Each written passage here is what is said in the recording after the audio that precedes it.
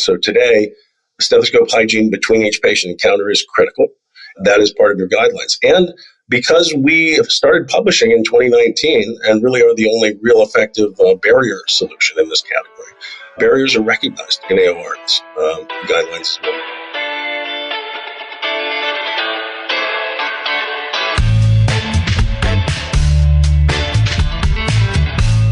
Clock in, scrub up, and join us behind the red line. You're listening to First Case, a perioperative podcast bringing you exciting interviews, engaging discussions, and innovative solutions that are changing the way patients receive surgical care.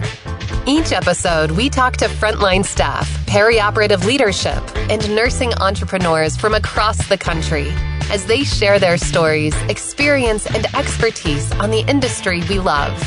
From the back table to the boardroom, from wheels in to wheels out, we tackle the real-life issues affecting the OR. Whether you're tuning in for surgical service education or inspiration, we're glad you're here. And now, it's time to roll back and start the first case. On this week's episode of First Case, we are teaming up with Transmission Control to bring you a special release episode with Scott Mader, the CEO and founder of AseptiScope. We are talking all about stethoscopes today, and while those of us in the OR might not pick one up very often, we've all seen the community stethoscopes hanging off the anesthesia machines, and stethoscopes are regularly used in pre-op and PACU and throughout the rest of our hospitals, and they get overlooked, don't they, Garrett? Yes, absolutely. One of the biggest unseen, unthought about things that may be impacting our patients. Right. And we are going to dive into all the details today and hopefully maybe gross you out a little bit, but hopefully for the good, and you'll change your practice. So get out your stethoscope, go clean it, and we will be right back with Scott Mader.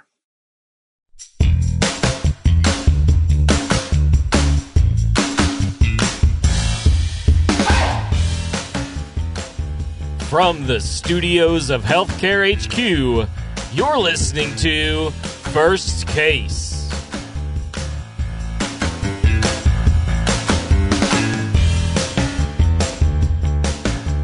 Welcome to a very special release episode today. For the very first time, we are teaming up with one of our sister podcasts, Transmission Control. Now, you've heard us talk about Beyond Clean quite a bit, and we've done some partnerships with them. But we actually have two other podcasts in our family of brands. Power Supply, which covers all things supply chain, who you've heard Susie Collins join us a few times from. And then we also have Transmission Control, which is all things infection prevention. And joining me today to host this interview is the host of Transmission Control, Garrett Holenbeek. So Garrett, thank you for being my co-host today. Yeah, I'm excited, and thank you for inviting me on. I'm especially excited about the topic because all of this phenomenal work goes on in the OR, and, site infection preventionists working in acute care. You see the post-op patient, and one of the topics that I think we're going to get into a lot today is how quickly all of that great work can be undone by a contaminated item, specifically stethoscopes. Right. And I don't think we often think about what kind of vectors those things can really be. It's just they're common and we overlook them when we don't think about it. So Garrett, thank you for joining me to have this conversation today. And as we dive into our conversation, I would like to introduce you all to our guest. We are going to be talking about stethoscopes. And honestly, I think just how gross they can be sometimes. And joining us in the studio today to enlighten us and possibly horrify us is Scott Mader, the CEO and founder of AseptiScope. Scott, thank you so much for joining us today. Well, it's great to be with you, Melanie and Garrett, and thanks for the invite. I think it's a perfect combination, actually, because this is an innovation we're bringing forward for stethoscope hygiene that really straddles this really important fence between the people that are utilizing stethoscopes and caring for patients and those charged with preventing transmission of pathogens. So it's great to have you both on. Yeah, I think this is going to be a phenomenal conversation today. But before we dive into all those details that we're already really antsy to talk about, why don't you take a minute and introduce yourself to our audience? Sure. Well, thanks so much. My name is Scott Mader. I'm CEO and co-founder at AseptiScope. We're based in San Diego, California.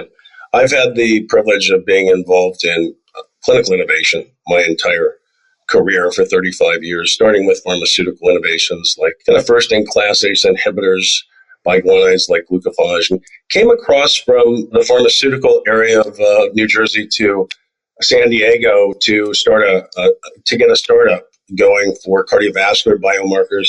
So we've kind of had to introduce new technology into nascent markets. And that's really what we're doing today with AseptiScope. This is one of those things where stethoscope hygiene doesn't exist. You don't have protocols, you don't have policies and procedures for stethoscopes, yet it's been a recognized contaminant with increasingly consistent literature coming out in the peer review. Yeah, I think you've hit on that. And we were talking right before we started about the California fires going on right now. And, Scott's down in San Diego. And so even though you're not, in the path of the fire, you're seeing ash, you're seeing debris. I thought that's a pretty interesting, parallel to, the operating room environment where, that's kind of the epicenter of all the pathogens, bioburden and everything. But all of, just like ash flying in the air, those germs can travel quite a ways and end up in our ICUs, in PACU. And so even though we have these, centers where we are really focused on aseptic technique, we can have some downstream effects that you guys are really working on mitigating. It's a great analogy, actually, and nothing hits home closer right now in Southern California than those fires. But yeah, there's ambers transmit as pathogens might. That's an interesting analogy. And, we are recording this right now. It's in January. And so we are right in the middle of watching what's going on for those of us who aren't in California. By the time this episode releases, it will be interesting to see where we have come in the recovery process, I hope, for all of that disaster. But it is an interesting analogy to think about the ash and the spreading of infection and all of those things that we can connect the dots with if we want to draw, make analogies that way. But we think about it just from what the actual problem is in healthcare when we look at stethoscopes. Can we just break it down to the basic, what's the problem with our stethoscopes? What are we doing wrong?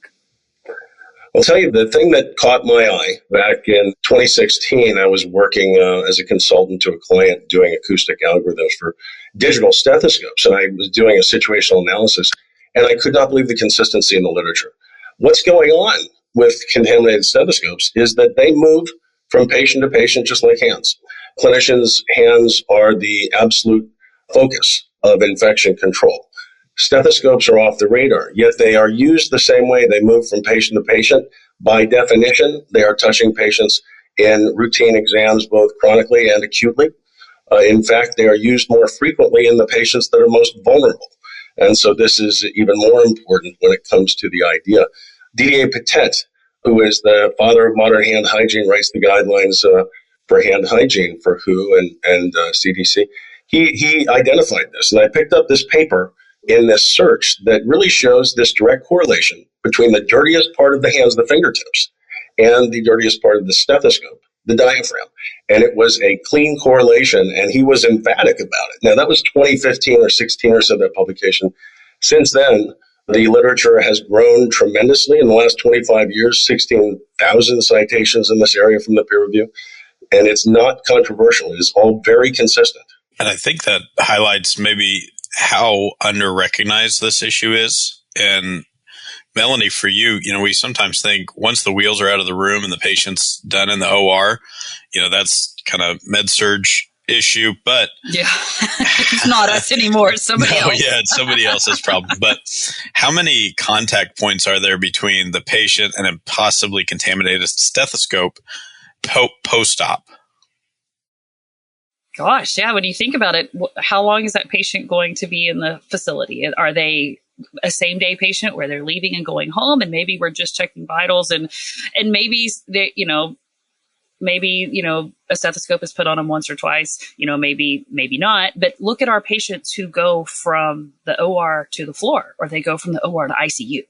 How many times are we putting stethoscopes on those patients? Or if you want to take a step backwards, if we have a code, or if we have in some ORs, every OR does not do this, so I can't speak blanketly about this, but I have seen there are some ORs And I think it's a better practice because when they put in an ET tube, they do use a stethoscope and they do check for breathing, and they want to make sure that they have lung sounds in the lungs after they've put in an ET tube or an endotracheal tube, to be more specific. Every OR does not do that, although I do think it is a good practice to ensure that you've placed the tube correctly. But that stethoscope that they're using, it's the one that's been hanging on the anesthesia cart in the back of the room, and they just pick it up and put it on the patient and check for breath sounds, and then on they go. I don't even want to think about how dirty that stethoscope can be. And then I know this isn't as much, but I think about the earplugs and everybody just wearing the same one. And then we're touching the patient with a stethoscope that may or may not get cleaned.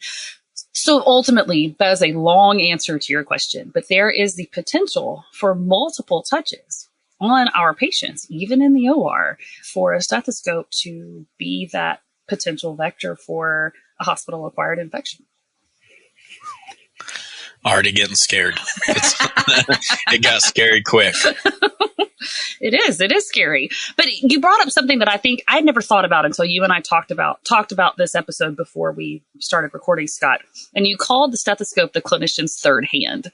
I think that is a very interesting description of the stethoscope.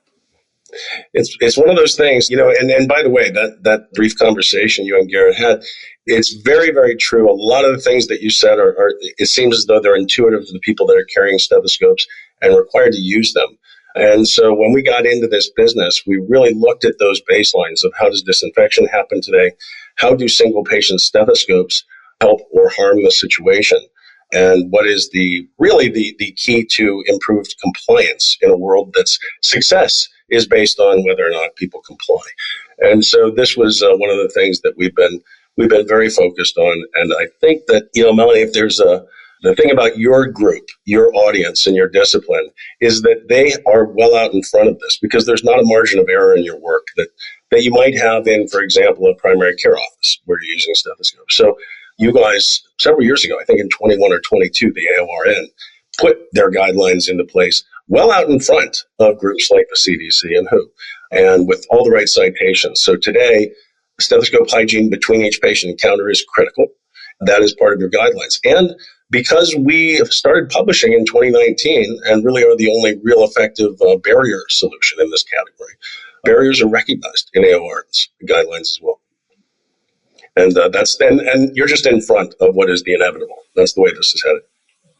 So you were talking about, success, and success being that, preventing infection for patients. But another thing that we run into is that we are also pushed for success in terms of efficiency, in terms of productivity, and that speed, and that go faster and go more and do more, which I think might be part of the reason why people don't want to take the time to clean said stethoscope or to wipe things down because they don't feel like they have time. Have you seen that in your research? Yeah, it's we've done a lot of research on this. The way we develop innovation is through what I call market-driven science. We go to the data, we go to the people, we go to futurists, and we go to people contemporaneously that have to resolve the problem on Garrett's side with infection control, and the people that really have to deal with patient care and utilizing stethoscopes as a vital tool. So we developed 40 different attributes in this, and many of them are directly related only to the thing that you're talking about. That is workflow. That is the ability to comply. And sociologically, if somebody at the beginning of their shift may be very determined to do infection control. At the end of their shift, not so much. Not so much. They want to go home. We've talked with sociological folks who have done these studies in the clinical realm, and it's an exhausting world, and it's a high-pressure world. So it may not be that they don't want to. It may be that they forget. It may be that they're exhausted. It may be that they're focused on delivering healthcare. So it's very complicated. So the easier we can make it, and the more we can remove human factors, errors from this, the more consistently we're going to be delivering good infection control. Yeah, that's a huge one. We worked with a really great human factors engineer that said that the route to success is you have to make it very difficult to do the wrong thing and very easy to do the right thing. And I think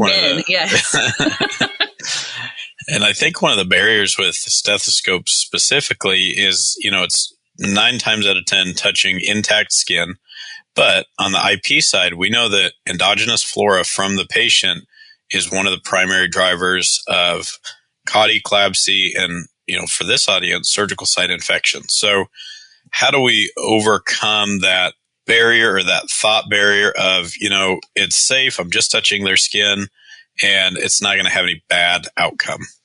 Yeah. Well, there's a stigma associated with this, of course, that because forever, until very recently, the stethoscope was considered a non-critical item. And non-critical is a term that really just speaks to the clinician by saying, please don't pay attention to me.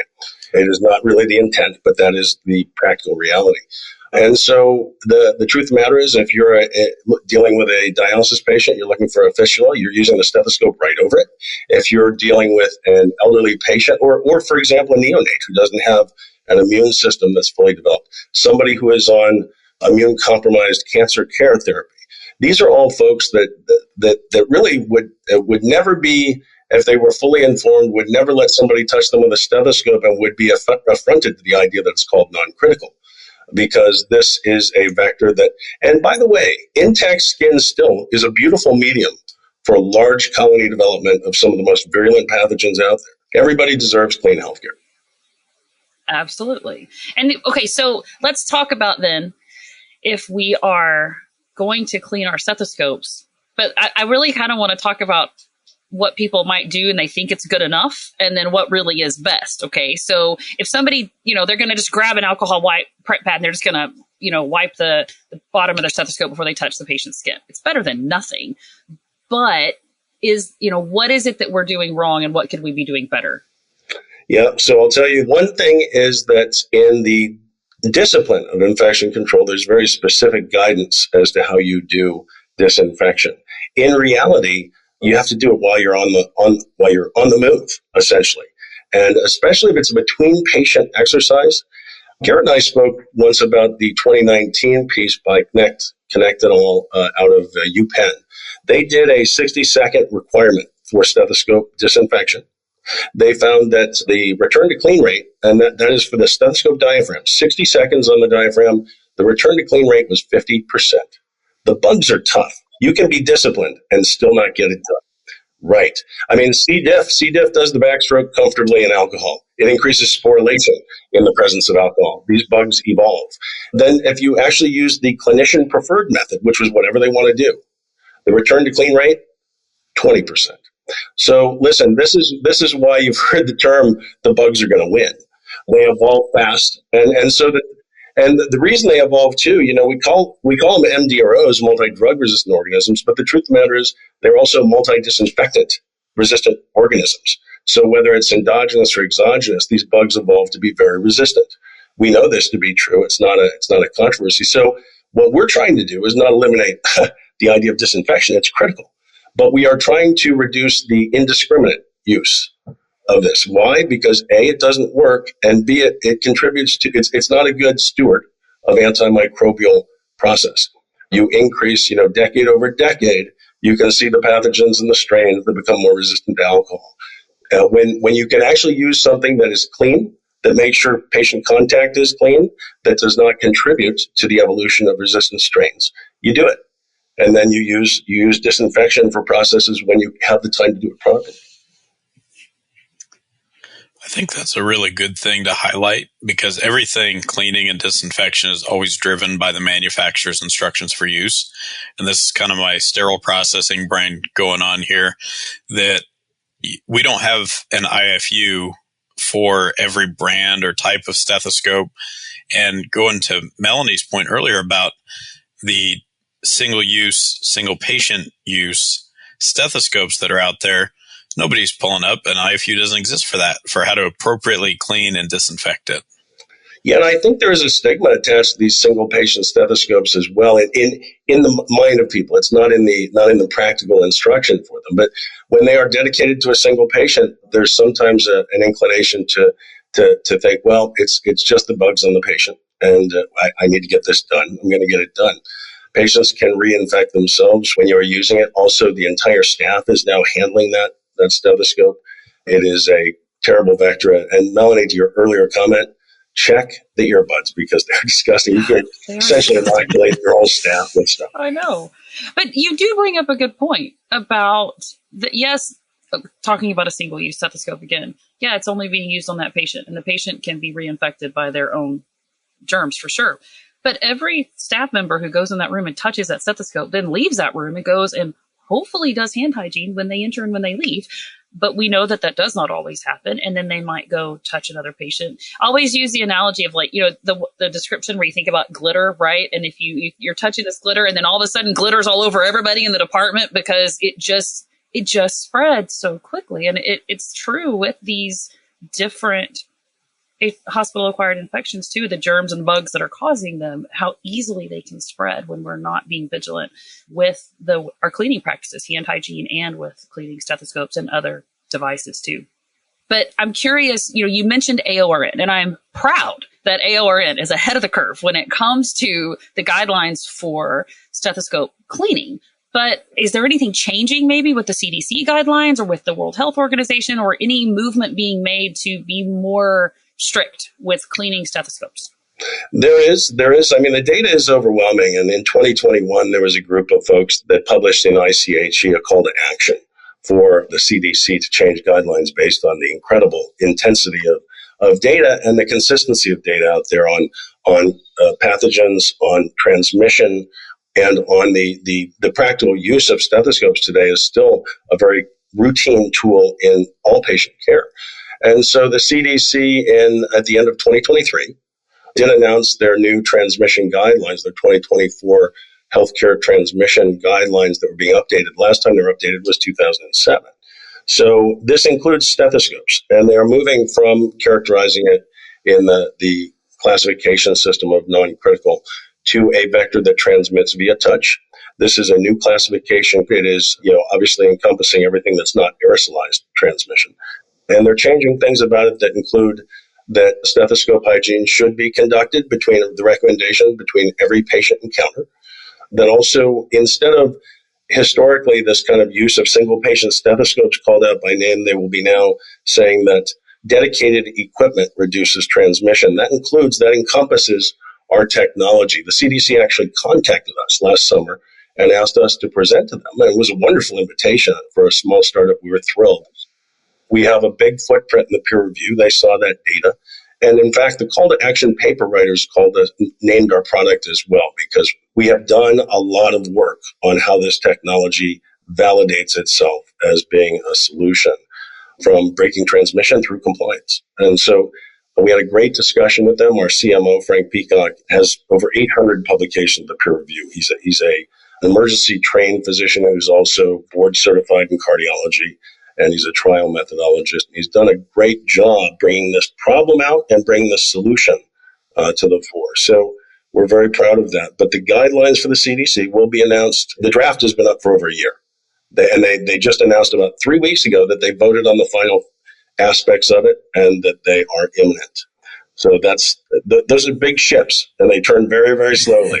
They really do. And yeah, I love the research piece, because we know that before we change anybody's mind about a practice, there has to be a significant body of research that really outlines the scope of the problem, how dangerous it can be. And so I love the research-driven approach. It makes me think about when you go to see the doctor, they're always cognizant of, heads up, the stethoscope's cold. And so we have that mental flag already that's around patient comfort.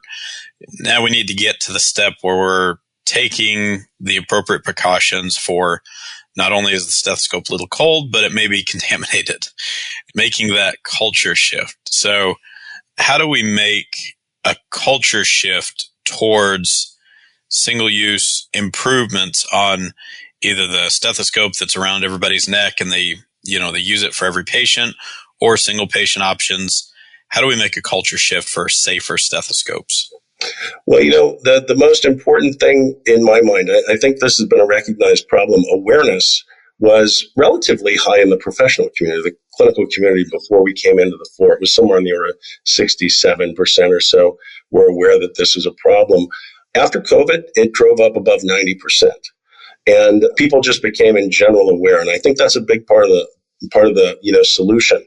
The other thing is you have to have a innovation that helps. This is something that Kathleen Volman, who's the president of the World Federation of Critical Care Nurses, talked to us about this and said, innovation's critical. When you looked at central lines and how those alcohol changeouts that were not around a few decades ago, they have really dramatically improved central line infection rates. What we did with our solution is not just provide a barrier, but we've automated aseptic technique. And this is very important because what it does, it makes sure that human factors are out. It also makes sure that it is immediate. Our touch-free sensors kind of deliver this aseptic barrier to the stethoscope touch-free. It's very intuitive, easy to use. These are not things I'm saying. These are validated, published facts. So doing this was a very important thing because in a world where the manufacturer's guidelines, Garrett has said, are 60 seconds of cleaning.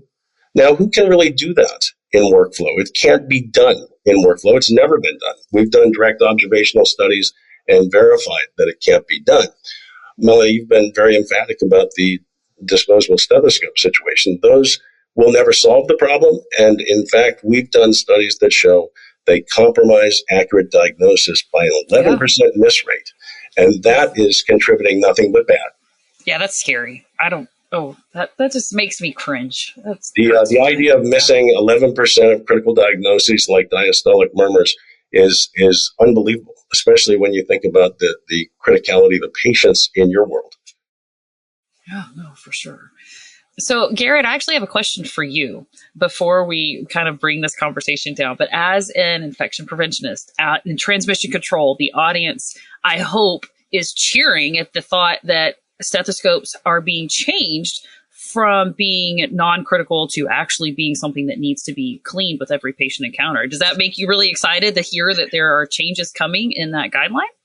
It really does. And the question I wrote down is what other types of equipment should fall into that category? So we know there's limitations of the Spalding classification, and for our high level disinfection and critical, it's pretty cut and dry. But think about all of the sensors, blood pressure cuffs, stethoscopes that touch a patient, and then how are we, if we're thinking they're non-critical, our concern as IP is that always translates to not important or not essential. Exactly. And then if I could just throw in one more that makes everybody gag, what about your cell phone? And I know that can't, I don't know that those can be regulated in the sense of being cleaned, but when you see the studies and we hear it all the time, about all the germs on our cell phones and then we're just going around touching patients, and all of this same information applies to everything that we're touching, to everything that we're exposing our patients to if we're not following that very basic of proper hand hygiene, and then extending that same attentiveness to our hands to the objects that we're using, like our stethoscopes. So, Scott, this has been an incredibly enlightening and quite horrifying conversation, but I think it's a good one to have. But I don't want to end the conversation without letting you have the final say. So if there is anything else you would like to share with our audience, please do so. Well, thank you. That's great to have this stage. Melanie and Garrett, first of all, thank you very much for hosting. This is a wonderful opportunity for us as a young startup. What I would just say is that the last point you've made, which is this broad array of vectors out there and how do we address them. What we've looked at is what vectors that are most invasive are the things that really need to be addressed most rapidly that don't have a solution. The stethoscope was a very clear, obvious one. We're looking at emerging markets like handheld ultrasound, the transducers.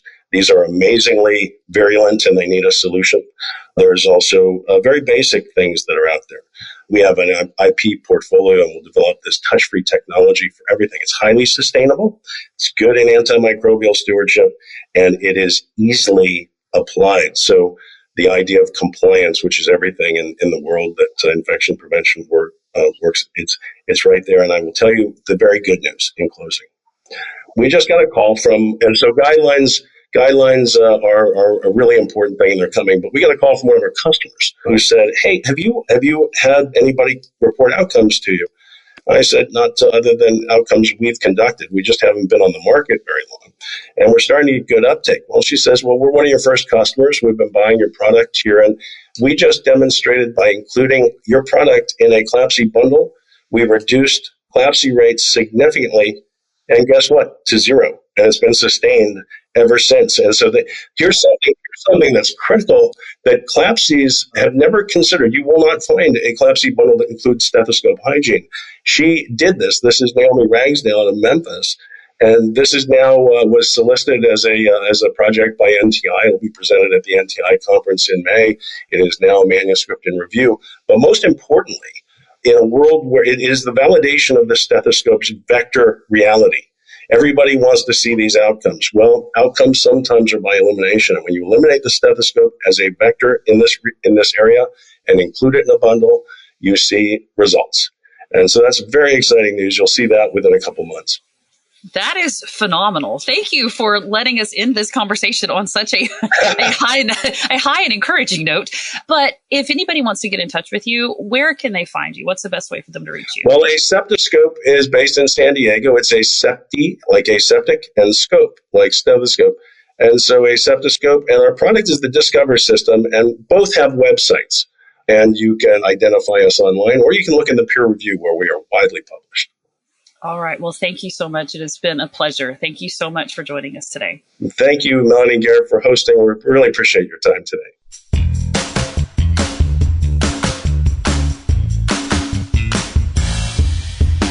That was Scott Mader, CEO and founder of AseptiScope.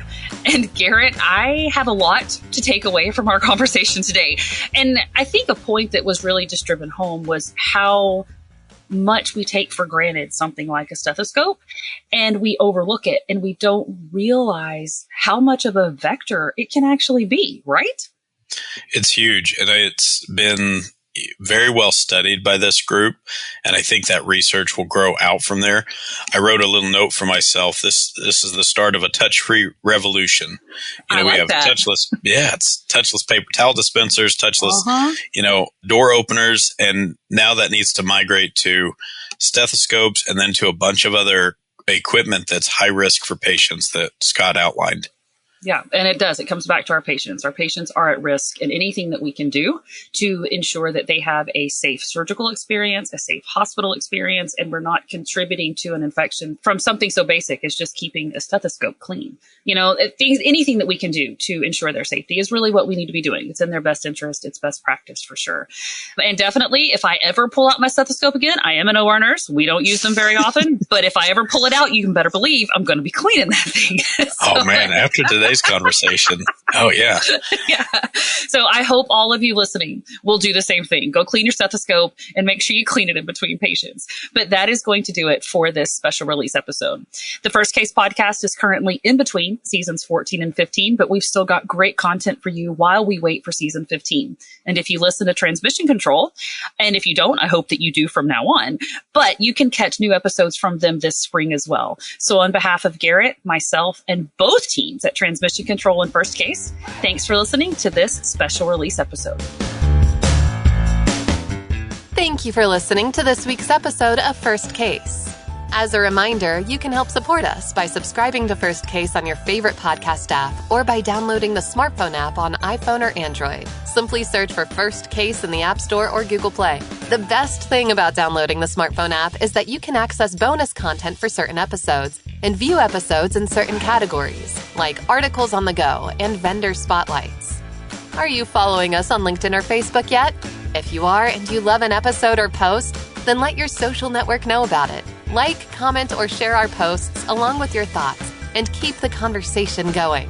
If you have any topics or guests that you would like to recommend for a future episode, just send us an email to info@firstcasemedia.com. We look forward to hearing from you.